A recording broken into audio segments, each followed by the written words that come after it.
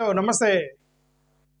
India పాకిస్తాన్కి సంబంధించినటువంటి యుద్ధం ఆగిపోయిందా, మళ్ళీ స్టార్ట్ అయిద్దా, మళ్ళీ దాడులు జరుగుతాయా లేదా అనేటువంటి అనుమానాల్లో చాలా అనుమానాలు ఉన్నప్పటికీ నాకెందుకో ఇది ఆగదనిపిస్తుంది. ఎందుకంటే ఇప్పుడు ప్రాబ్లము దేశాల మధ్య ప్రాబ్లం అయితే ఇప్పుడు డిప్లొమసీ అనేది ఎప్పుడు పనిచేస్తుందంటే when both the countries are having control over their military. ఇప్పుడు భారతదేశం యొక్క మిలిటరీ మీద చాలా పగడ్బందీగా కంట్రోల్ ఉంటుంది. ఇప్పుడు మన భారతదేశం ఉంది, మనకి ఇండియన్ ఆర్మీ పనిచేస్తుంది. బోర్డర్ సెక్యూరిటీ మీద యుద్ధం చేయడానికి ఇండియన్ ఆర్మీ ఉంది. అసలు ఇండియన్ ఆర్మీలో ఎవరు పనిచేస్తున్నారు, ఎవరు నాయకులు, దాని చీఫ్ ఎవరు, అసలు ఇండియన్ ఆర్మీలో ఉన్నటువంటి ఎంతమంది జనాలు ఉన్నారు, ఎంతమంది సైనికులు ఉన్నారు, ఎవరికీ తెలియదు. పబ్లిక్ ఎవరో తెలియదు. మనకు తెలిసిందంతా నరేంద్ర మోడీ గారు డిఫెన్స్ మినిస్టరు, రైట్, అక్కడ ఉన్న మినిస్టర్లు, రాజకీయ నాయకులు.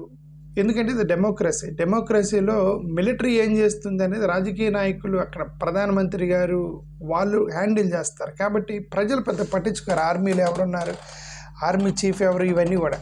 మొన్న ప్రెస్ మీట్ పెట్టిన తర్వాత ఇద్దరు ఆడవాళ్ళు ప్రెస్ మీట్ పెట్టిన తర్వాత తెలిసింది ఆర్మీలో ఇద్దరు ఆడవాళ్ళు ఉన్నారు, వాళ్ళే ఈ ఎయిర్ స్ట్రైక్స్ ఇవన్నీ చేశారని చెప్పి ప్రెస్ మీట్ తర్వాత తెలిసింది జనాలకి. అదర్వైజ్ నోబడీ నోస్ ఆర్మీలో ఎవరున్నారు, ఎవరు పనిచేస్తున్నారు, ఎవరికి తెలియదు. బట్ వేరే పాకిస్తాన్ డిఫరెంట్గా ఉంది. పాకిస్తాన్కి ఏంటంటే ఆర్మీ మీద కంట్రోల్ ఉండదు. వాళ్ళకి ఆర్మీ వాళ్ళు పాకిస్తాన్ ప్రైమ్ మినిస్టర్ వాళ్ళని బెదిరిస్తూ ఉంటుంది. Pakistan army they are threatening their prime minister. పొలిటీషియన్స్ని, ఆర్మీ అంటే పొలిటీషియన్స్ భయపడతారు. ఎందుకంటే ఆర్మీ వాళ్ళ మాట వినరు, అసలు పొలిటీషియన్స్ మాట వినరు. వీళ్ళకి ఒక సపరేట్ ఎజెండా ఉంది. పాకిస్తాన్ ఆర్మీకి సపరేట్ ఎజెండా ఉంది. వాళ్ళు ఈ టెర్రరిస్టులతో కుమ్మక్కయ్యారు. పాకిస్తాన్ ఆర్మీ అనేది టెర్రరిస్టులతో కుమ్మక్కయింది. ఎందుకంటే ఈ పాకిస్తాన్ ఈ టెర్రరిస్ట్ క్యాంపులు మొత్తం కూడా మన వాళ్ళు లేపారు కదా, ఒక 9 టెర్రరిస్ట్ క్యాంపులు. అవన్నీ కూడా ఇక్కడ లైన్ ఆఫ్ కంట్రోల్ కానుకొని ఉన్న టెర్రరిస్ట్ గ్రూపులు. అవన్నీ హెడ్ క్వార్టర్స్ అన్నీ కూడా లైన్ ఆఫ్ కంట్రోల్. ఆ జమ్మూ అండ్ కాశ్మీర్కి లైన్ ఆఫ్ కంట్రోల్లో ఉన్నటువంటి ఆ టెర్రరిస్ట్ క్యాంపులు అవన్నీ. ఇప్పుడు ఆర్మీ ఉండేది కూడా మ్యాక్సిమం బోర్డర్లోనే కదా ఆర్మీ ఉండేది. సో ఆ టెర్రరిస్ట్ గ్రూపులు కూడా అక్కడే ఉన్నాయి. ఆ పాకిస్తాన్ ఆర్మీ పక్కనే ఈ టెర్రరిస్ట్ గ్రూపులు అంటే వాళ్ళకి సంబంధాలు ఉన్నాయి. ఆర్మీకి టెర్రరిస్టులకి సంబంధాలు ఉన్నాయి. వాళ్ళు ఒక ఎజెండాతో వాళ్ళు మాట్లాడుకొని, టెర్రరిస్టులు జవాన్లు వాళ్ళు మాట్లాడుకొని వాళ్ళు ఒక ఎజెండాతో పోతున్నారు. వాళ్ళు రాజకీయ నాయకుల మాట వింటల్లా. నాయకుల మాటలు విన్నప్పుడు అందుకే ముషారఫ్ లాంటి వాడు యాక్చువల్గా ఈజ్ ఆర్మీ చీఫ్, పాకిస్తాన్కి అధ్యక్షుడు. ఒక ఆర్మీ చీఫ్ పాకిస్తాన్ అధ్యక్షుడు అయ్యాడంటే అర్థం ఏంటి, రాజకీయ నాయకులను తొక్కేసి అతను అధ్యక్షుడు అయ్యాడు గతంలో. ఇప్పుడు ఈ మునీర్ గాడు ఉన్నాడు. ఈ మునీర్ గాడు స్టేట్మెంట్ చేసిన తర్వాత ఇదంతా మొదలైంది. ఇప్పుడు వాడు వింటలేదు. ఇప్పుడు మనోళ్ళు సీజ్ ఫైర్ చేసిన తర్వాత కూడా కొన్ని డ్రోన్లు కనబడ్డాయి, భారతదేశానికి డ్రోన్లు వచ్చాయి. అంటే అర్థం ఏంటి, పాకిస్తాన్ ఇండియా సీజ్ ఫైర్ అగ్రిమెంట్కి వచ్చినా కూడా ఇంకా డ్రోన్స్ ఇండియా మీదకి వస్తున్నాయి. అంటే అర్థం అక్కడ పాకిస్తాన్ ప్రధానమంత్రి ఎవడైతే ఉన్నాడో ఆడేమో ఏడ్చుకుంటూ అమెరికా దగ్గరికి పోయాడని మన ప్రధానమంత్రి గారు అన్నారు. అవును, వాడు ఏడ్చుకుంటూ అమెరికా దగ్గరికి పోయాడు. సార్ వాడు దాడి చేస్తున్నాడు, అసలుకి డబ్బులు లేవు, ఆ ఎకానమీకి ఇబ్బంది పడిపోతున్నామని చెప్పి వాడు వెళ్ళాడు అనుకోండి ఏడ్చుకుంటా. సరే, ఏదో అమెరికా వాళ్ళు ఇన్వాల్వ్ అయ్యారు, యుద్ధాన్ని ఆపారు. ఆపితే అంతవరకు యుద్ధం ఆగిందా? ఆగదు. ఎందుకు యుద్ధం ఆగదు? ఆ పాకిస్తాన్ ప్రధానమంత్రి చేతుల్లో ఏం లేదు, అంతా మునీర్ గాడి చేతిలో ఉంది. ఈడు ఆర్మీ చీఫ్ మునీర్ గాడు. వాడు ఏం చేస్తాడు, వాడు ఇంటర్లేదేమో నా అనుమానం. అదర్వైజ్ సీజ్ ఫైర్ అయిన తర్వాత డ్రోన్స్ ఎందుకు వస్తాయి భారతదేశం మీదకి?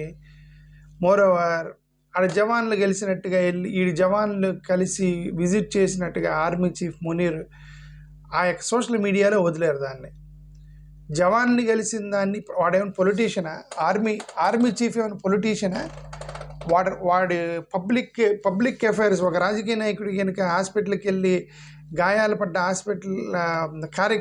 హాస్పిటల్ని పరామర్శించినప్పుడు తీసుకొచ్చి సోషల్ మీడియాలో ప్రచారం చేసుకున్నట్టు, వాడు ఆర్మీ చీఫ్, జవాన్లు గాయపడ్డారు, వాడు పోయాడు, విజిట్ చేశాడు, దాన్ని తీసుకొని సోషల్ మీడియాలో ఎందుకు వదిలాడు అంటే వాడేదో ముషారఫ్ గాడిలాగా పాకిస్తాన్ని కంట్రోల్ చేయడానికి ఏదో ట్రై చేస్తున్నాడేమని నా అనుమానం. వాడికి ఆ ఎయిమ్ ఉన్నప్పుడు వాడు ఇప్పుడు మనం పాకిస్తాన్ పొలిటీషియన్స్ తోటి డిప్లొమసీ తోటి అమెరికా ఇప్పుడు ఏమన్నా ఆర్మీ మునీర్తో మాట్లాడదు కదా అమెరికా.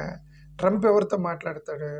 ఆ ప్రధానమంత్రితో మాట్లాడతాడు, మన ప్రధానమంత్రితో మాట్లాడతాడు, వీళ్ళిద్దరు మాట్లాడుకుంటూ ఉంటారు ట్రంప్ అధ్యక్ష మధ్యవర్తిత్వంతో అనుకోండి. అసలు మెయిన్ క్యాండిడేట్ మునీర్ గాడు అయినప్పుడు ఇది ఎందుకు అవుతాయి ఫండమెంటల్లీ, రైట్? ఈ ఆగో. అందుకే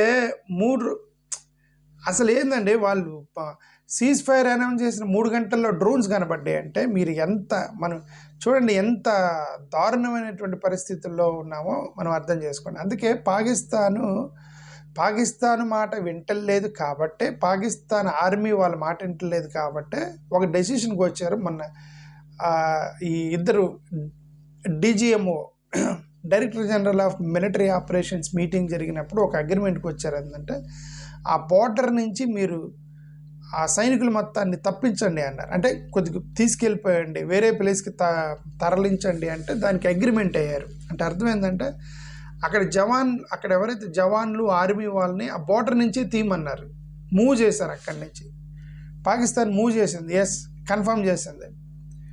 న్యూస్ కూడా వస్తుంది ఏంటంటే మిలిటరీకి సంబంధించిన ఆర్మీ వాళ్ళ మొత్తాన్ని కూడా పాకిస్తాన్ గవర్నమెంట్ వాళ్ళని అక్కడి నుంచి మూవ్ చేసి వేరే ప్లేస్కి తీసుకెళ్లారని చెప్పి న్యూస్ వస్తుంది. అంటే అర్థం ఏంటంటే అక్కడే ఉంచితే వీళ్ళ మాట ఇంట్లో వీళ్ళు ఫైర్ చేస్తున్నారు. ఎవరు? ఆర్మీ వాళ్ళు ఫైర్ చేస్తున్నారు, గవర్నమెంట్ మాట వినకుండా పాకిస్తాన్లో. అంటే ఇదంతా కూడా ఏంటంటే మేబీ మునీర్ గాడు ఆ ముషారఫ్ గారి లాగా వాడు అధ్యక్షుడు అవ్వాలనుకుంటున్నాడేమో, తిరుగుబాటు చేసి పాకిస్తాన్ మీద అనేది మనకు తెలియదు. ఆల్రెడీ ఒక పక్క ఈ బలూచిస్తాన్ ఒక ఇష్యూ ఉంది కదా. ఈ బలూచిస్తాన్ వాళ్ళేమో సపరేట్, వాళ్ళంతా 2 కోట్ల మంది ఉన్నారు బలూచిస్తాన్లో, 2 కోట్ల మంది ఉన్నారు. వాళ్ళకి సపరేట్ దేశం కావాలని వాళ్ళు కూడా, అఫ్కోర్స్ అది సపరేట్ దేశమే. అది జిన్నాగఢ్ వెళ్ళి వాళ్ళని ఆ బలూచిస్తాన్ని సంబంధించినటువంటి వాళ్ళ మొత్తాన్ని యుద్ధం చేసి వాళ్ళని కలిపేసుకున్నాడు పాకిస్తాన్లో. Otherwise it is a separate unit Balochistan. సరే, అది వాళ్ళతో మనకి ఎందుకని బలూచిస్తాన్ ఇష్యూ ఎందుకని అంటే అదేమిటంటే ఈ బోర్డర్ ఇప్పుడు ఈ మునీర్ యొక్క మూమెంట్స్ చూస్తే ఇది ఆపుతాడని మనకు అనిపించట్లా. ఎందుకంటే అతనికి ఏదో ఒక పర్సనల్ ఎజెండా ఉన్నట్టుంది అక్కడ పాకిస్తాన్ అధ్యక్షుడు అవ్వాలని. అందుకని అతన్ని మూవ్ చేస్తున్నాడేమో అని.